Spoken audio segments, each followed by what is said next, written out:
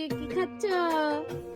এই যে দেখো বাড়িতে এসেছি কিছুক্ষণ বাদে, যে মা আচ্ছা, মেয়েরা কি বাড়িতে আসলে একটু গ্লেজ বেড়ে যায়? হ্যাঁ, আর এইদিকে আমার মা, বাবারে বাবা, আমার মা কি এরকম করে?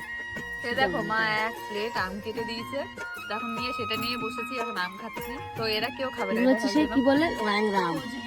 এরকম ল্যাংড়াতে যাই না। আর এই একজন সামনে আম ধরলে দেখো মুখ কেমন। আমিও খাই না। খায় না, ও খায় না, ও খায় না। তা আমরা আর কি করবো, আমি আর মা বসে বসে দুজনে বদ্দি মাকে খাবে। খাচ্ছি।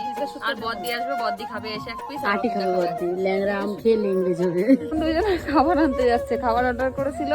তো খাবার বীর আর ওর মাসি মনি আর ওর দুজনে খাবার অর্ডার করেছিল। হ্যাঁ, দুজনা গেল, রাস্তায় খাবার চলে এসেছে, তো খাবার আনতে গেল।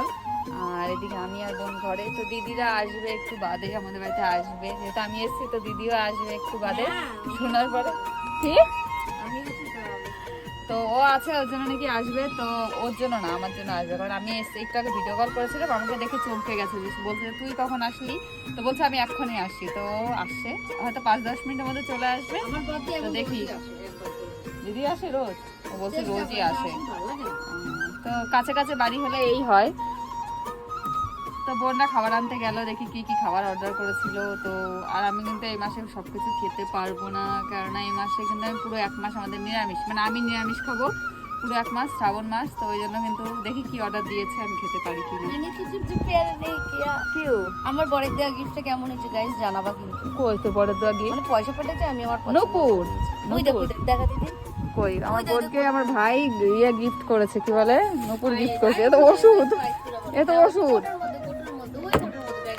ও আচ্ছা, এই ব্যাগের মধ্যে গিফট। এই দেখো খুব সুন্দর, আমি আমার পছন্দ মতো নিয়ে এসেছি। ঠিক আছে, এর থেকেও মোটা ছিল। আমি দুই পায়ে পড়বি না, দুই পায়ে, এগুলো দুই পায়ে। এইগুলো ভালো লাগে, সত্যি খুব ভালো লাগে, সরু মানে পাতলার মানে মধ্যে। আনকমন, এগুলো হচ্ছে আনকমন জিনিস, সুন্দর লাগে। খাবার অর্ডার করলো আর 10 মিনিটের মধ্যে